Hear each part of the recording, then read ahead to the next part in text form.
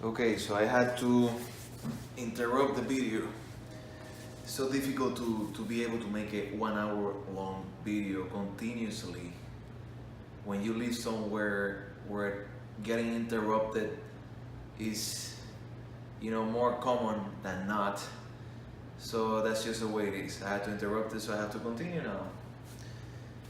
And whenever I interrupt a video, when I cut it, it's not to fix something I did wrong. If I do something wrong, like say a word wrong or something like that, I almost likely leave it like that. So you will see me saying the word wrong. That doesn't really matter. So I don't like making cuts to cut out something that I didn't do perfectly. So when I cut a video, it is because I was interrupted,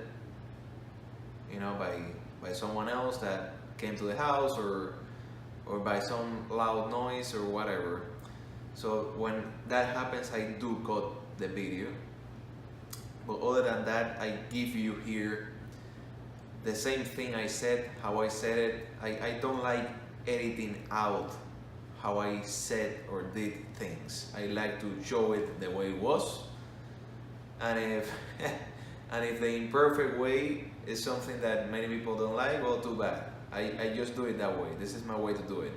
So, okay, so where I was telling you the story that I came up with for the fifth, or for a fifth, not the fifth, because in reality this is just a story that I came up with. A fifth book, a fifth story for the Unicorn Chronicles. So I told you that the name was The Magician and the Prince, that it had a prelude, then it had 4 parts. First part is The Magician, and the first video, which is going to be the first half of this, I suppose. I already told you what happened in the prelude. The Happy Luster chapter, where you see that all the characters from book 3 and book 4 are, like 20 years, 25 years went by and they're now very happy in Luster and everything is perfect. Then the song, you see that Kara and Lightfoot are basically 2 unicorns in love, basically. So, and they come up with this beautiful song that they sing together. And this is something that's going to be a big deal later on in the story when one of them needs to be saved from the Robbie prison, from the blue section of the Robbie prison. So the 3rd chapter in the prelude, which will be the last chapter of the prelude, is the Exiles of the Higher Realm, and that tells you, everything about Fallon and Elihu and the others who were the magicians, like Bellamore and Aaron and all those guys. So there were a bunch of them, like 8. And then you find out that all of them are gone now, except for one. That one is going to be the last magician, who is going to be the big villain of this 5th Unicorn Chronicles story that I came up with. And guess who the magician is? The big villain is going to be the blind man from book 3. So in reality he wasn't a blind man, but that was like a facade, like camouflage, a different look that the magician, that magician who was a bad magician, not like Bellamore and Aaron that were helping. This one is a greedy guy. This one is a bad guy, basically. So, and this bad guy didn't like Elihu and Fallon. He actually feared them. So he actually played into manipulating them and finding out this Luster word that they had before he actually going there. And obviously when he figured out that they were gone, he decided that he will go to Luster and take over that word for himself. So this magician guy, who is the blind man from book 3, is the big villain. So part 1 out of the 4 parts is the magician. And in the other books, the epic stuff, the best stuff of the whole book begins to happen in the last 1/3 or in the last 40%. Here, I try to think about it in such a way that it begins happening since part 1. So part 1 is the magician's takeover of Luster, and the magician is a pretty smart guy, not only powerful but very smart. So the magician recovers the amulet that was destroyed by Beloved to enter Luster. He has a magic that can sort of like recover objects that weren't lost in time before or that were destroyed back then. So he gets that amulet and then he goes to Luster, and he obviously he's one of those guys from the higher realm like Falon and Elihu. So he also has the amulet. So he couldn't do transformational magic before, but now that he gets his amulet, he notices and he finds out that he can now do the same magics as Elihu and Falon and all the other guys. So he's basically more powerful because of the amulet. So he can now do transformational magic. So he uses that to control the dragons. He, basically goes there and turns them into humans and then into worms, and then turns them back into dragons and tells them that if they don't do what he wants, then he's going to turn them back into worms, basically. So all the dragons have to do what he wants, basically. So he recruits the dragons for himself, and he also goes back to Falon, who is now the new Dimbledon, and extracts the last part of the Whisperer, which was left in Falon. So basically, there was a part of the Whisperer that wasn't completely destroyed. So the magician guy, how does the magician knows about everything that happened before? How does the magician know everything about Luster? It's not because the guy is all-knowing. It is because the guy could use Iron Hunter's sight, so he could see everything that happened in book 3 and in book 4, and after that, thanks to that. So that was a real reason why the blind man took the side of Iron, not because he needed it to see himself, because he could see perfectly, but to be able to make this book 5 story, basically. But that's a pretty good way to explain it, and it's also a really good way to explain why did Falon find Iron Hunter and help him, because this magician guy called Falon to motivate him to go to Luster with this guy and to see everything, because he could take this guy's eyesight, and basically that's how the guy knew, and that's why the guy really wanted the eyesight. So and that fits very well with everything, even with the wife that was in the Red Ruby prison. The magician could have had that wife, and he was the one that put her there. And it also explains why the guy could do that, because he was a magician, And I also put, or will put, because this is not a book I'm writing. I'm just sharing this so that this story is not lost if I don't write it, because I'm not planning to do it. So the magician will also be the one that gave the magic powers to Beloved, because the guy wasn't a good guy. So the guy basically wanted to do things that will hurt Falon and Elihu, but he he tried to make it look as if he was their friend. So this magician guy is basically a manipulator of the other beings, and this magician guy obviously is not good. That's why he's the villain. So yeah, he basically extracts that from Falon and revives the Whisperer, but he revives the Whisperer in a way that he can control this powerful being and make him do things for himself, just like he's doing with dragons. So he basically recruits and turns the most powerful beings in Luster into his servants, because they don't have any other choice if they want to live, basically. So the dragons have to do what he says. So yeah, that would be a good way to introduce all the other dragons, by the way. How this guy takes over them. So he basically visits all of them, and each one could be a separate chapter. Or if you want to make it really fast, it could be just one chapter, but that's gonna be a little hard. It's gonna be a little difficult. And then, well, basically he does something similar with the Whisperer, and he basically tells the Whisperer that he will be gone. You know, the Whisperer will be gone if anything happens to him, to the magician. So he basically recruits the Whisperer as his number 2 and his bodyguard, basically. So the Whisperer has to make sure that nothing happens to the magician, because if something happens to this guy, he's gone as well. So the magician is going to let him do whatever he wants. The magician is going to, you know, set the Whisperer free to bring chaos. But this chaos has to be in his favor, and he cannot challenge his rule over all of Gloucester. And he, you know, I'm not sure if I'll put in that or not, but he could make sort of like a stone that only he carries in his neck, something like that. And that stone controls the Whisperer, something like that. And then he, you know, if something happens to him, the Whisperer is gone. So he has the Whisperer in his grab.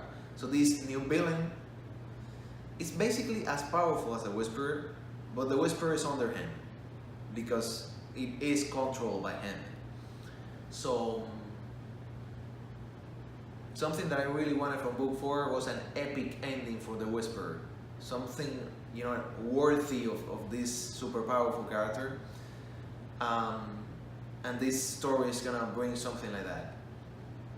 So yeah, we're telling you part 1 basically. Part 1 is this magician gets there, revives the Whisperer, recruits the dragons, takes over everything except the unknown lands. And the unknown lands, he doesn't even bother with them because he never saw them as Iron Hunter. And the unknown lands are the lands that the unicorns and the others never went to, which is the ocean of the mermaids. I would put there like a curse or blue cursed land of the sirens, which is what is right there before the ocean of the mermaids. I will also put the frozen land, like an ice land. Oh, by the way, that is not made up. That is taken from here. This from book 3, and then you got like an ocean with here. Like an ocean here with mermaids, something like that. There's also somewhere near here like a lake of tears, and none of those places were covered.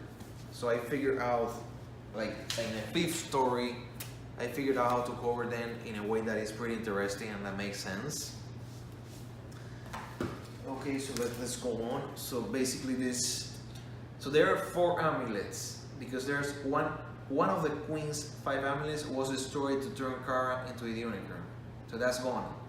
Therefore, one of those 4 have been destroyed by Beloved to enter, but this magician guy recovered it. So there are 4 of them, and he has 1. So the other 3, one is in Thomas's possession. The other one is Alma Leonetti has the other one, and the 3rd one, I'm not sure if it was ever mentioned. I'm guessing that the 3rd one,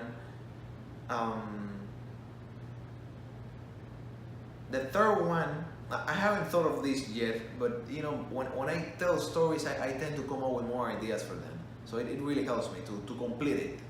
If I had not completed it yet, I tell it to someone else, or I tell it to myself, who cares? And I come up with whatever I didn't have, so I complete it. So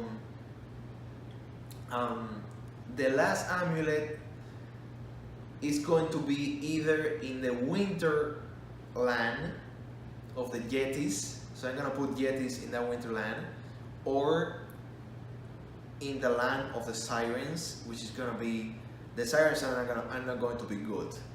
When I think of Sirens for this story, I think of the Sirens from God of War 1. Which, you know, not exactly like that, because that's probably too much for a story for teenagers. But, you know, that kind of thing, basically. Or it could also be in the, you know, in the water, in the ocean of the mermaids. I'm not sure about where to put this last amulet, which is going to be a big deal in this story. Something that they need to get, something that the good guys need to get before the magician gets it, in order to be able to upset the balance, so that the magician doesn't have all the amulets. So I'm not completely sure about where to put it, but I'm pretty sure that I will put it in the lands of women, you know, either in the land of sirens or in the ocean with the mermaids. So somewhere difficult. So yeah, the frozen land of Jet is going to be for something else. It's going to explain something else, really.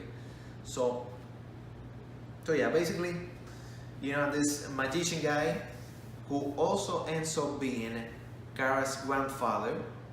You know, plot twist time. So Kara is a really special individual. She basically has inherited all the bloodlines, even the bloodline of the higher realm guys, basically. So this magician looks, you know, like 50. He looks much younger than what he really is, kind of like Falon and Alihu, but he's actually Kara's grandfather. And you know, the guy with who Evie Morris had Martha Hunter, the daughter. So obviously the magician finds out about this from the Unicorn Queen, who is Evie Morris, and because of that, he treats Kara a little better, but he still imprisons her. He puts her like in a cell for unicorns. So there are several people that become a challenge for this magician. I don't know the details yet, I haven't thought about that, but these people are going to be obvious. Al Malionetti, he has to get an amulet from her. I will say that he doesn't kill her, but she's going to be a challenge. Same thing about Thomas. Thomas is going to be a challenge for him, but he does kill Thomas. And sorry for the fans of Thomas the Tinker, but I thought that for this fifth story, to bring new stuff, the new Tinker should be Rajiv. The boy from book 3 and book 4. So to bring new stuff, the successor of the Tinker, the new Tinker of Luster, should be the adult but still young Rajiv. I think it fits in really well. And obviously Fen Juan is going to play a role there, but not yet.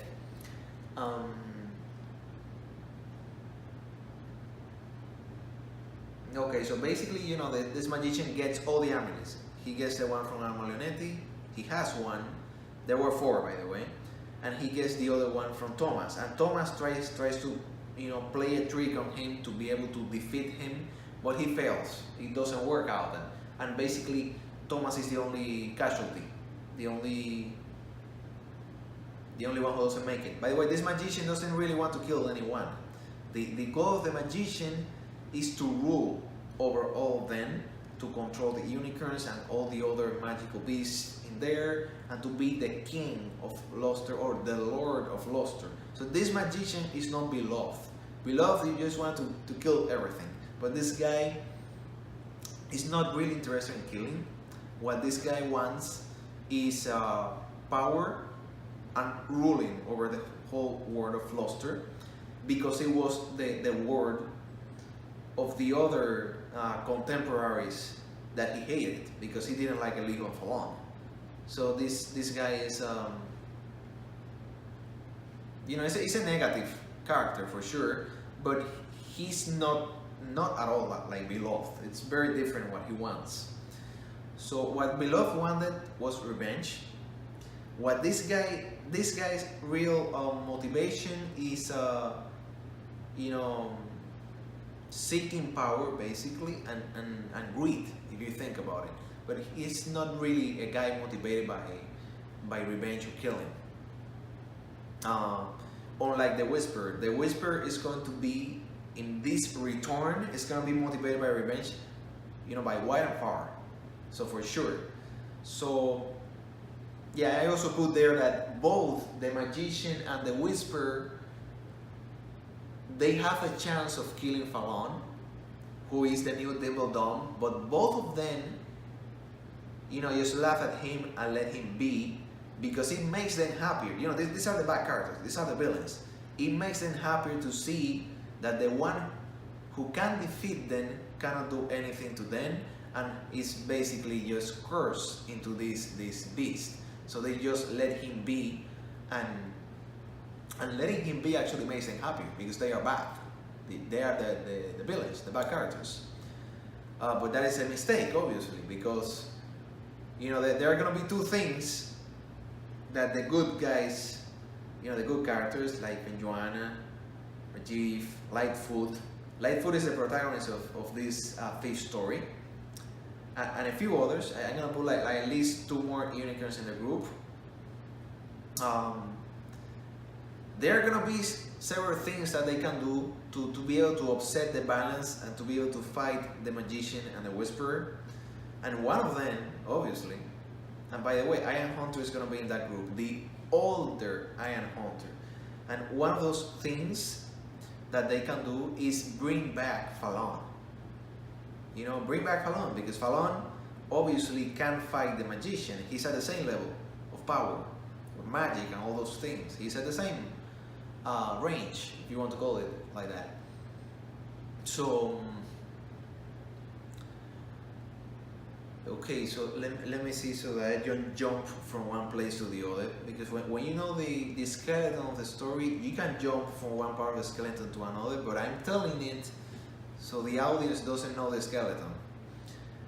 So yeah, they get to a point where the magician is having trouble with Lightfoot more than with other unicorns. Maybe with Belle, but Belle is not such. Belle is not gonna be such an important character here. I really don't think she will, unless we put her in the group that goes to the lands in the south. The mermaids and the sirens and the winterlands. But I'm not sure about that. I just didn't think of Belle when I thought of this story, to be honest.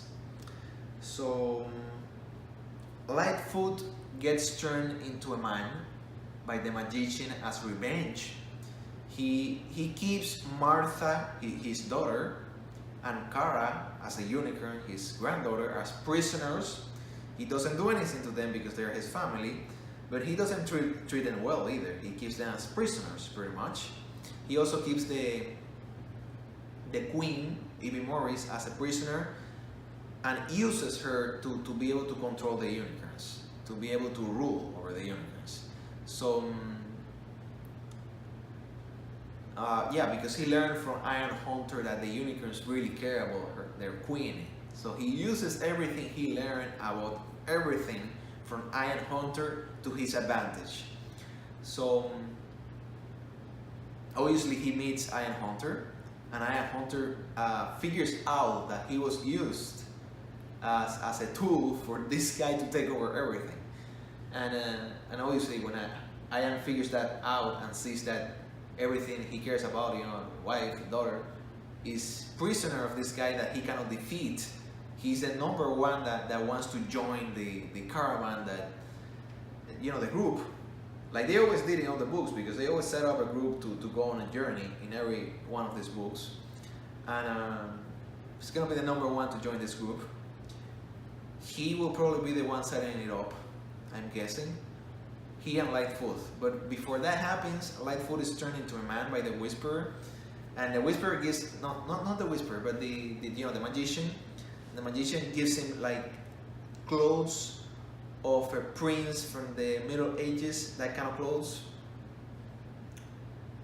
And then they find out how to steal an amulet from the magician. So they steal one of the 3 amulets that the magician has, and Kara tells him to use it so that he can escape, because the magician is thinking about executing Lightfoot, basically, because it's becoming a problem for him. So,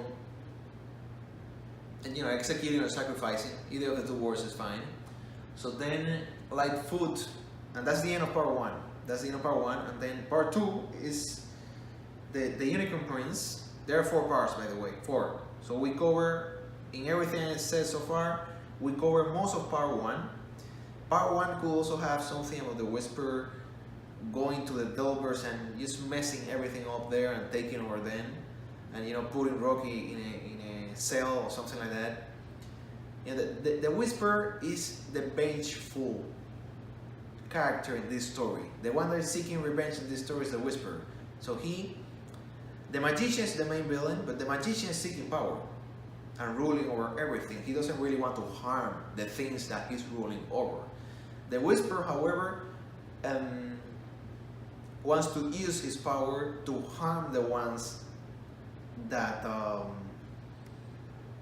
ones that he created, the ones that everything. The Whisperer is a very, very negative character for sure, and I will say that he goes on overdrive in this story. He didn't show up much, if at all, in books 3 and 4. Here, I will make the Whisperer this second villain that's always showing up to screw things up and to make things difficult. I'll definitely make him a bigger deal, even though he's not the main one. So he's not the final boss. The final boss is the magician. But the Whisperer is that, that guy under the final boss that is almost as bad as the final boss, pretty much. Just as bad, if you think about it. So,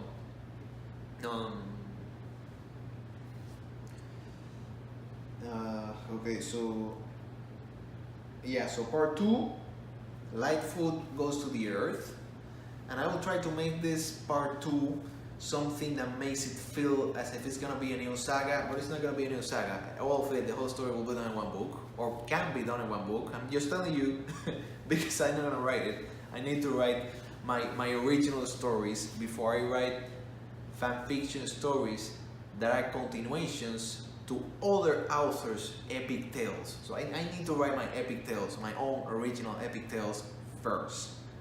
And if I have time after that, we can think about writing many other things that I can write. But so far, I don't think I have time for that. But I do want to tell some of them, just in case I never even get there at all.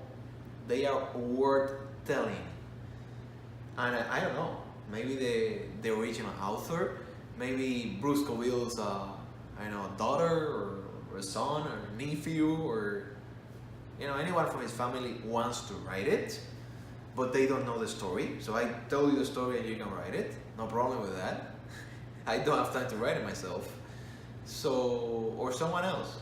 You never know. So, okay, so basically I will introduce a boy in this part 2 that is a lot like Kara from the first books, but it is, this guy is male.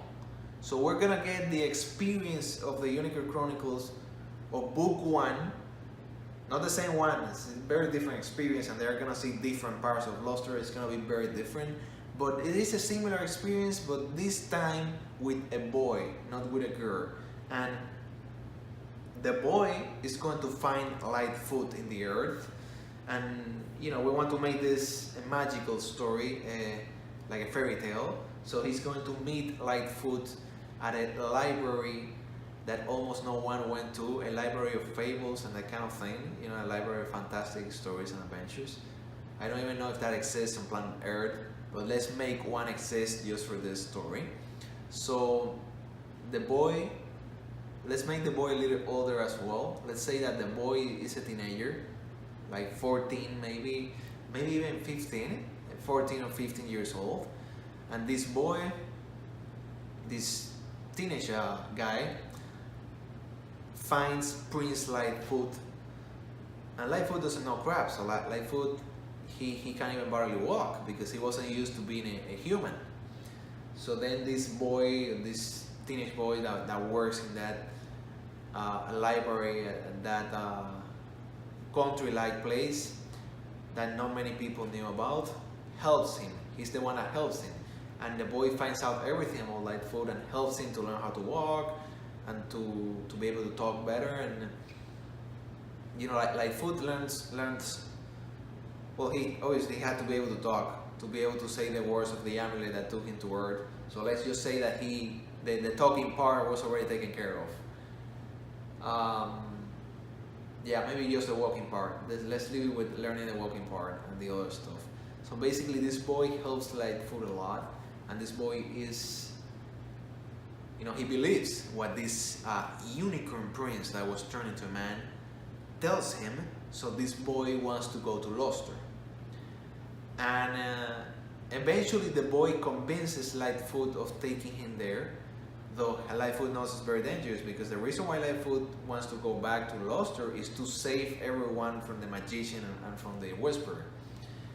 But they don't know where the amulet is going to take them. And when the boy, by the way, this part 2, I had 2 names for this part 2 and I wasn't sure, I'm still not sure about which one should be given to it.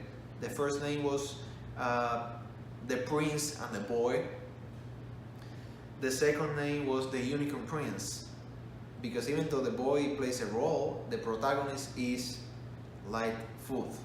But the protagonist in this story is not Unicorn Lightfoot, it is human, man, Lightfoot, who is going to be, your typical prince, like the one from the Beauty and the Beast, like a handsome guy basically, because it just, if they're gonna make this into a movie, it just fits better. So yeah, just think of a handsome guy, hero-looking type, because Lightfoot is going to be a hero by the end of this story, and that is going to explain why he is the one that gets to be the king of the unicorns after Evie Morris being the last queen. So part 2 introduces the boy, and the boy and Lightfoot go back to, and they end up in the Lake of Tears. And this lake is what you would imagine. It's a lake that was, according to legend, made of tears, something like that. And there are like skeletons all over the place, hundreds of skeletons of delvers, of dwarves. Yeah, dwarves. I think I said it right? My pronunciation is not perfect because English is not my first language, but it's pretty good. So I think I don't have any problem with that. But if I feel like I said something wrong, I will point it out. So dwarves. I think I said it right. So, and there are also a few skeletons of unicorns that were unlucky enough to get there to that place. And then, it's, the boy is chopped. Let's call the boy Jack. Stereotypical name, but, it's overused name, but we can change it. We can change the name of the character. It doesn't really matter. So Jack, the boy, tells Lightfoot, but you told me that this Gloucesterland was a beautiful place. And what I'm seeing right now is like a graveyard. So Lightfoot realizes that there's a lot about Gloucester that he didn't know. And by landing at the Lake of Tears, he begins to see that Gloucester needs to be saved by someone. And Lightfoot begins to, finally get in his mind that he has to be the one that does it. So they find one dwarf in the Lake of Tears, and this dwarf had like a little cave somewhere there with like books that he was keeping and stories, and this dwarf was like a chronicle keeper of his own, kind of like Greenwood, but he didn't even know about the Unicorn Chronicles of Greenwood, so he kept his own chronicles. And this dwarf, who is much younger than Greenwood and who obviously is going to become the new chronicle keeper due to the events that happened later. He's the one that knows all the parts of past stories because he kept these books of those places that even the unicorns didn't know about. Like for example, the Lake of Tears. This young, not delver, but this young. Well, we can make it a delver, doesn't really matter. I say dwarf, but we can make it a delver, doesn't really matter. Dwarf, delver, doesn't matter. This guy tells Lightfoot and the boy what happened at the Lake of Tears. So he tells the story of the Lake of Tears, and this story is gonna have a lot of the dwarves, of the delvers, and of the whisperer. So it basically tells how the whisperer punished and killed at the Lake of Tears many of the dwarves, and even many of the delvers as well, but the delvers didn't remember, and the dwarves that were gone could not remember, obviously. And Greenwald didn't know anything about that. Flensa didn't know anything about that. But basically, what this little chronicle keeper from the Lake of Tears reveals is the story of the dwarves, and that ends up explaining why Flensa and Greenwald were the only ones. They explain why there was one Dimbledon.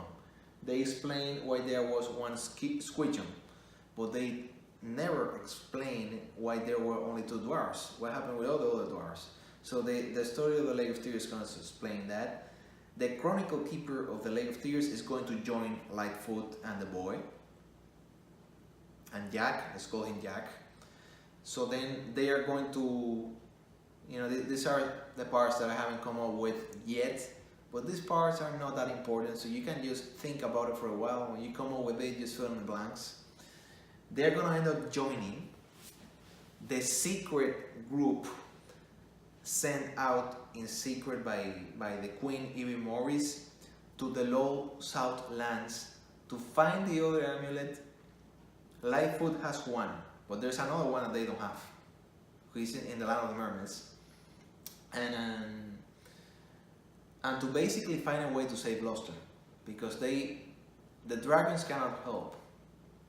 The Centaurs have no clue; they cannot help either, and they cannot defeat this magician guy or the Whisperer. Basically, they have to go to the lands that they have never been into, to be able to hope that they find a solution. So eventually Lightfoot, the boy, and the other new dwarf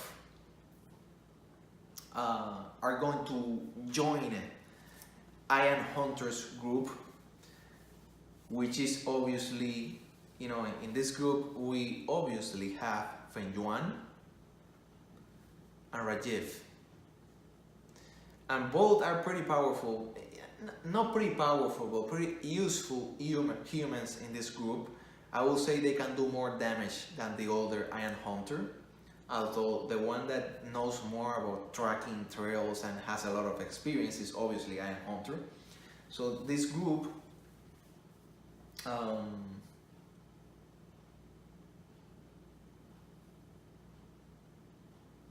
joins forces.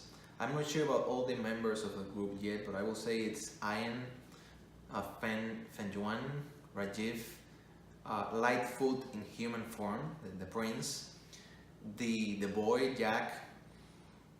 The boy is gonna be a lot like Kara from the first book and the second book, but it is a male. There should be like two more unicorns in that group. Who they're gonna be, I don't know if they're gonna be new characters. More than likely they will be new characters. Not the same ones from before, but new blood. New ones that were never mentioned before. Belle could be one of them, but I'm not very sure about that. I think I will say that the not the Whisperer, but the magician is probably going to keep her like a prisoner, because Belle was one of the ones that were good fighters. So obviously she's gonna be one of the prisoners. Okay, at some point this group is going to decide.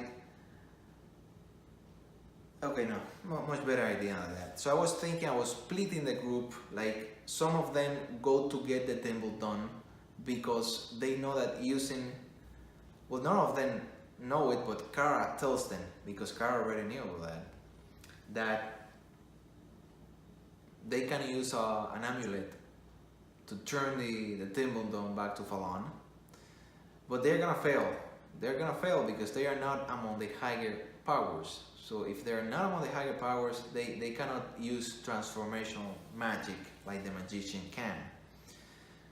Obviously,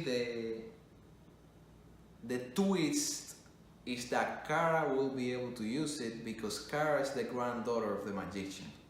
So Kara is still an important character, but she's not the main one in this story. And she's, not going to appear a lot, but when she does appear, it's gonna be a big deal. So So a much better idea is to keep the group united, this special group of characters that we know, and maybe 2 or 3 that we didn't know. 2 or 3 that we didn't know. You know, the boy Jack and the 2 unicorns. And then this book is going to include... Okay, so what I said so far is like part 2. Part 2 is pretty much what I said so far. So this plan to figure out how to defeat the magician and more character development, a lot of character development for Lightfoot, the coverage of the dwarves and the Lake of Tears, and then we go, there are 2 more parts, there are 4 parts. So then part 3 is, I had 2 names for it, but I'm gonna keep the second one. So the first name is The Unexplored Lands of Luster. And the second one, which is the one I will pick, is Odyssey for Luster. Odyssey, because it's gonna be an odyssey. And I think this story begins really good since part 1, because in part 1 you see that the magician is taking over everything, and the guy is pretty smart, and it's a real problem. So it keeps you in tension, and also entertained. You know, not in tension feeling bad, but in tension because you want to see how they're gonna be able to beat this guy, and you don't see that until later, obviously. So, but still, I think the best parts of the story happen in part 3 and in part 4. So part 3, Odyssey for Luster, is the odyssey that this group goes through in the Southlands, in the frozen land of the Yetis, in the cursed blue land of the Sirens, and in the ocean of the Mermaids, to be able to get the other amulet and find a way to defeat the magician. So yeah, part 3 is going to be like 80% of all that, or maybe 90%. And then the last part, part 4, is named Heroes of Luster. So in part 4, Heroes of Luster, I tell you how they figure out how to defeat the Whisperer and the Magician. And so yeah, basically how they defeat the 2 big villains is what part 4 is. So in part 3, they get to the frozen land of the Yetis, and the Yetis end up being basically other form of the dwarves. So the dwarves, half of them were wiped out at the Lake of Tears because of the Whisperer, and it was the Lake of Tears because the Whisperer is a really vengeful character. That the Whisperer does like to kill. It's not like the Magician. The Magician likes to rule over everyone, but the Whisperer doesn't really care about that and just wants to feel like his all power for even including the death of others, basically. So the Whisperer had a way to dispose of enemies that were dwarves or delvers, and he will make the others watch, or he will make one of the others watch and force them to die in the Lake of Tears, like drown them basically. And there's kind of like a twisted explanation of what the Lake of Tears is named the Lake of Tears, and that will be like part of the story of this young chronicle keeper there that goes with them. And okay, in the group with Iron Hunter and all the others, and Prince Lightfoot and the boy and everyone, Greenwood is gonna join that group as well.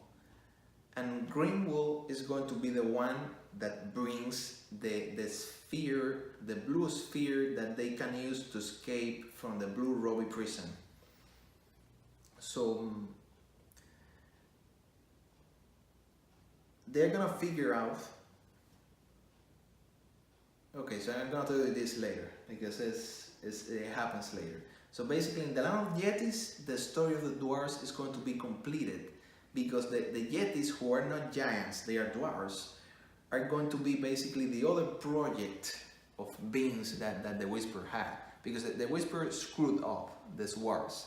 The Whisperer turned many of them into Yetis at the frozen lands, and basically cursed them to have to live in the frozen land, because if they left that land, they will melt.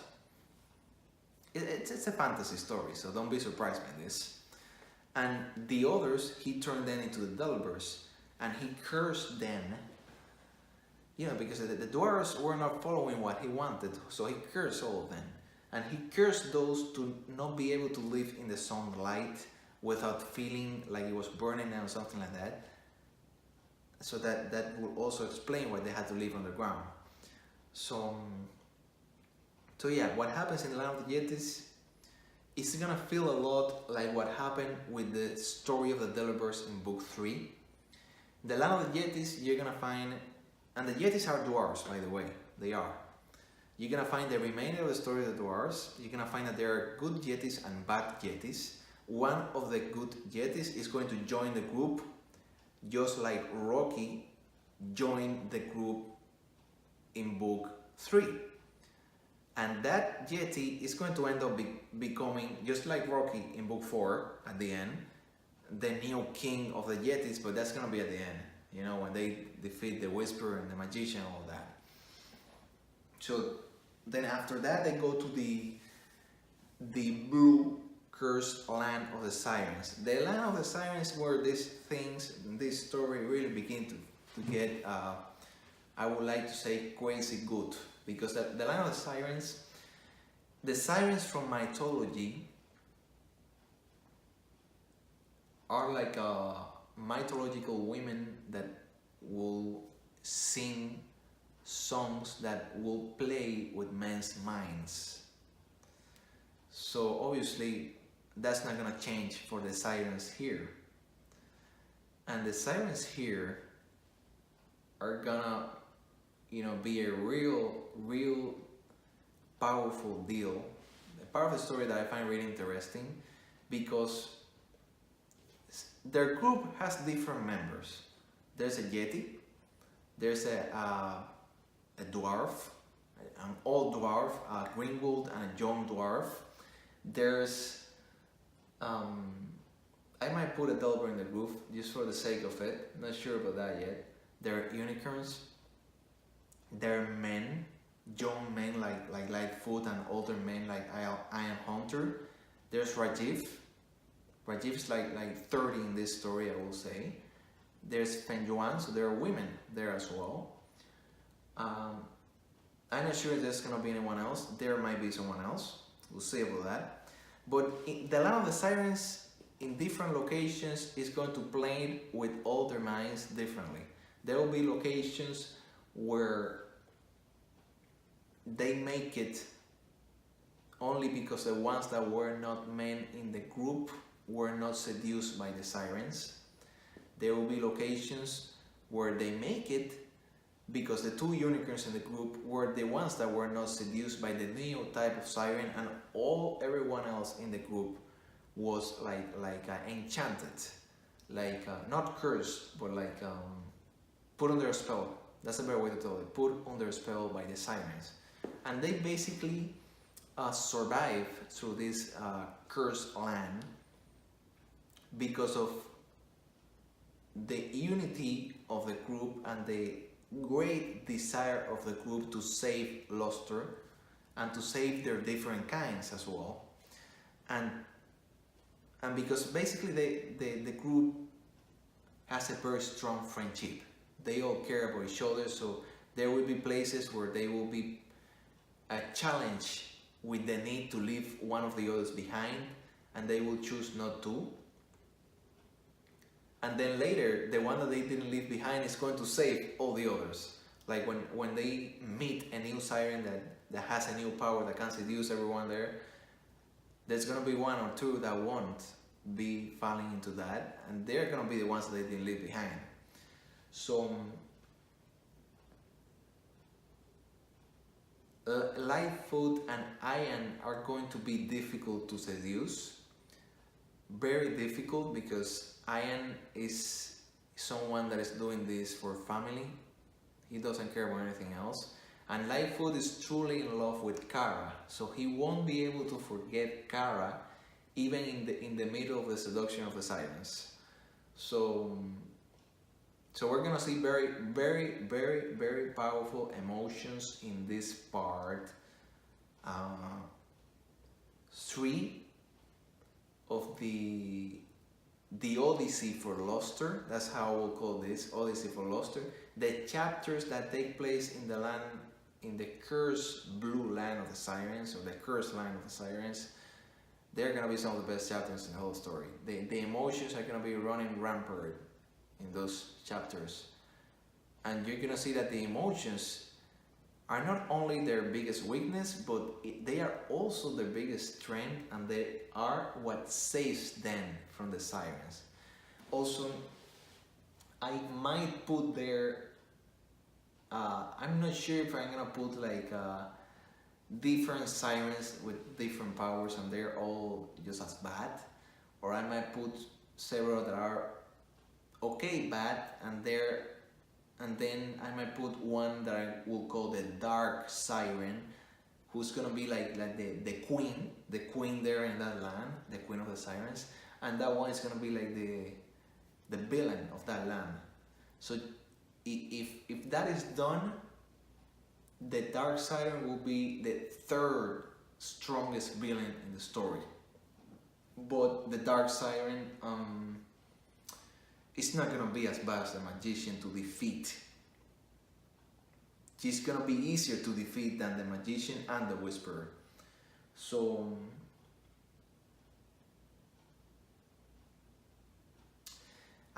after that they basically get to the ocean of the mermaids, and the mermaids will be good. We're going to find out that the Whisperer was also the one that screwed up the mermaids, because the Whisperer just messed up half of Luster, pretty much. So the Whisperer is the creator of the Sirens, and the Sirens were mermaids that wanted to be able to have 2 feet like the humans from Luster and go to land, kind of like the Little Mermaid, but this story is different. And the Whisperer was the bad guy that granted the wish. But you know that when the Whisperer grants a wish, or when the Whisperer turns someone, he does it for the worst. So then he gave them the wish of having feet and being able to get out of the water to land, but he turned them into the Sirens, who are evil beings, basically, that enjoy to play with everyone's minds, basically. So yeah, the Whisperer is gonna be coming up in several parts of the story, and in each part, Lightfoot is gonna hate the Whisperer even more, and Lightfoot is gonna be the one that is going to really, really, really want to defeat the Whisperer, and he's gonna be the one that does it in a pretty small way. So, as we all know, none of them have the power to defeat the Whisperer, but you're gonna see that they're gonna find a way, and the way to do it is imprisoning the Whisperer in the Blue Rainbow Prison. The one who comes up with that idea most likely is going to be Rajiv or Ian, but I think that it's going to be a better idea to make it be Rajiv and not Ian. So yeah, they get the sphere, the sphere that they need to be able to exit the Blue Rainbow Prison. They get it from Greenwald. The location in Luster where they need to be to enter the Blue Rainbow Prison is the land of the mermaids, close to the ocean. The beach, basically, the beach right there is the location they need to be at. So they find out about that from the siren, from one of the sirens or one of the mermaids. The Whisperer intervenes with their group, of course. Obviously, one of the 2 big villains was going to stop their group at some point. And when they are getting too far there, they get the other amulet. I will say that one of the sirens, it's like captivated by how powerful the emotions of their group are. So she gives them the other amulet, which is what they were looking for. And that betrayal calls upon the Whisperer to go there and take care of things.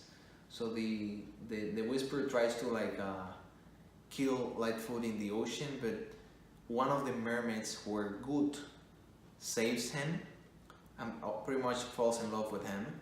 He doesn't fall in love with her because he's still in love with Kara.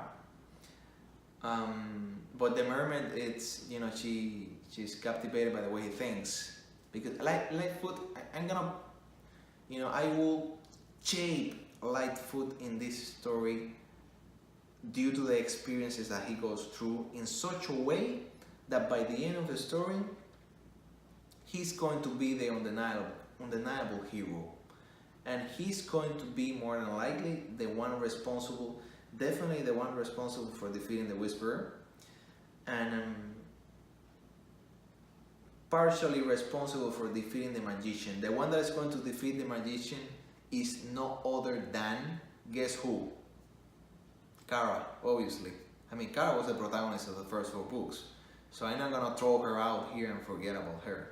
She's going to be the one that will defeat the Magician, who's her grandfather, at the end. So, and obviously it's gonna be in a very clever way. We all know that the Whisperer and the Magician are more powerful than all of them, but they're gonna find out clever ways. Like, Lightfoot's gonna get a lot of help from the mermaids. Their group is gonna be very successful in those lands after all. They will find ways to be able to do what they need. They will probably get, I'm not sure about doing this or not because it's like pulling a rabbit from a hat, but I'm thinking that the mermaids will give them a teleport stone, something like that, and with this teleport stone they will be able to go anywhere in Lustre. So that's gonna make it much easier for the group.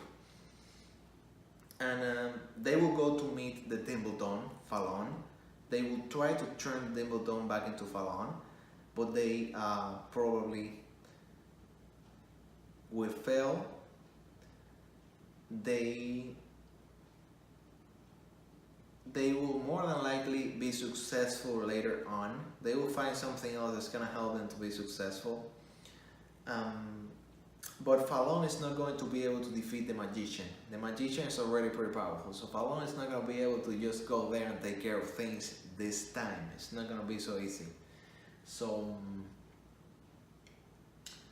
I'm honestly not sure about doing that.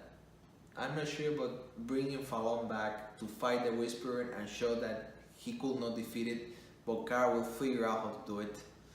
Or just leaving Fallon as a Dimbledon and just leaving him there, no big deal.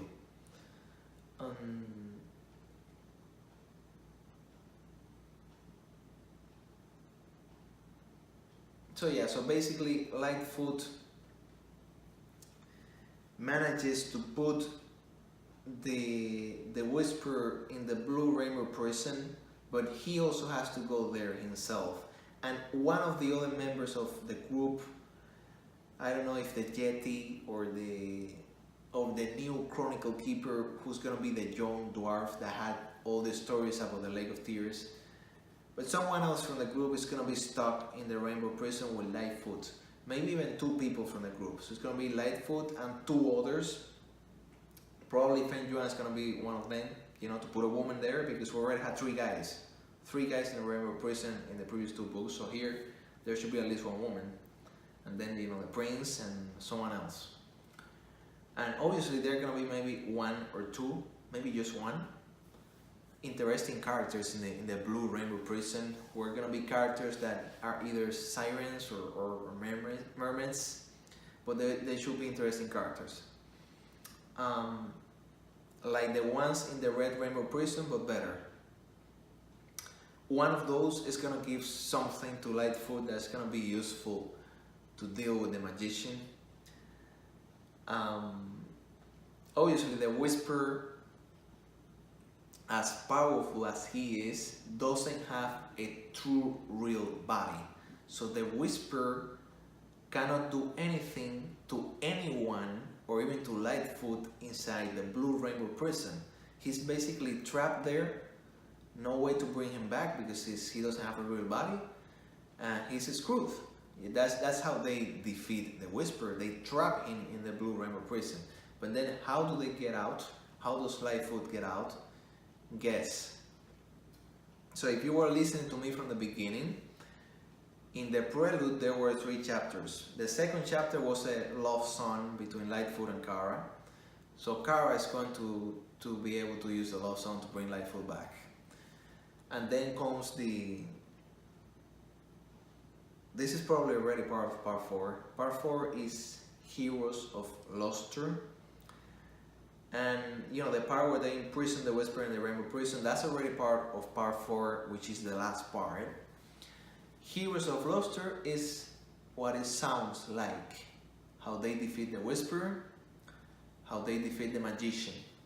The Magician is defeated by Kara, and the way that they defeat the Magician is basically using one of the amulets. They use one of the amulets to turn the Magician into a dark unicorn that cannot do magic with his hands. So the Magician is going to be stuck as a unicorn, and the Magician is going to be, you know, like a black dark unicorn, different from all the others basically. So yeah, I need to think a little more to be able to come up with more detail. And then the amulets will have to be spent or destroyed, because how do you bring back either Kara to a human? They might bring Kara back to a human, or Lightfoot back to a unicorn. They have to spend one amulet. In the battle with the Magician, there should be like 1 or 2 amulets destroyed. At the end of the story, there are not gonna be any amulets to go back, or maybe there should be 1 so they can take back the boy, and then they're gonna use that 1 to turn Lightfoot into a unicorn again, or to turn Kara back into a human. We can even say that it was the one that was going to be used to turn back the Dimbledon into Fallon, but maybe the Dimbledon, if we can put like an emotional scene there, decides that he wants to once again decides that he wants to save like either Kara or Lightfoot again, and then the story ends. You know, like the Magician cannot do any more magic. He's exiled to the Lake of Tears. If you want to put it something like that people are gonna like, the readers are gonna love that. You know, the bad guy is going to be exiled to the Lake of Tears with a bunch of bones, graveyard, so he can have fun there, all by himself, alone, without any power, without any magic. So basically, the Whisperer. And by the way, the Whisperer is going to disappear in the Blue Rainbow Prison, because the contract that he has done with the Whisperer was that if anything happened to him, the Whisperer will die and vanish. And the Magician is turned into a dark unicorn, so then the Whisperer vanishes and it's gone. So the Whisperer dies at last. The Sirens continue being bad, but they turn much better because of their experiences with Lightfoot's group that really get to them. They are finally connected to all clusters, so the mermaids know about them. They are connected to the whole land now. And the end can be that they maybe Evie Morris maybe decides to put Lightfoot as the Unicorn King, because Lightfoot is going to be at the end the greatest hero of the story, basically. And that's it. You know, take the boy home back to Earth, and maybe they use the last amulet to turn Kara back into a woman. So it's kind of like the end of the Beauty and the Beast. You know, the prince and the princess can kiss, everyone happy, everything perfect after all the stuff that they went through. So it will be a great story then. So yeah, that's all I can tell you about what I would have done for book 5 in the Unicorn Chronicles. I hope you liked it, and I hope that anyone that that read the other 4 books can watch this video so that you can hear a good story for 5th entry in the saga. So if you like the saga, you're gonna love this. That's pretty much it. So yeah, after this, I'm gonna continue working on Project H, which is a science fiction book that I'm writing. And other than that, I guess I might do more of this. There's a lot of fan fiction, really, really good, high quality fan fiction that I can do. But it's gonna be little by little. So if the author of the Unicorn Chronicles watches this, Bruce, if you watch this, I hope you liked this 5th story. And if anyone in your family or even yourself, never know, you have had enough of the Unicorn Chronicles, I think. It's been like 30 years for you, a lot. But if even yourself or anyone in your family wants to write it, I will be glad to help you, not by writing it, but by filling in the blanks, so I can tell you the story, and you can also fill in the blanks and just write it yourself. And at the end, the people are gonna get a good story, which is what I really care about. Okay, I think that's it for now. That's it for this story and for my storytelling. That's it for the storytelling for today.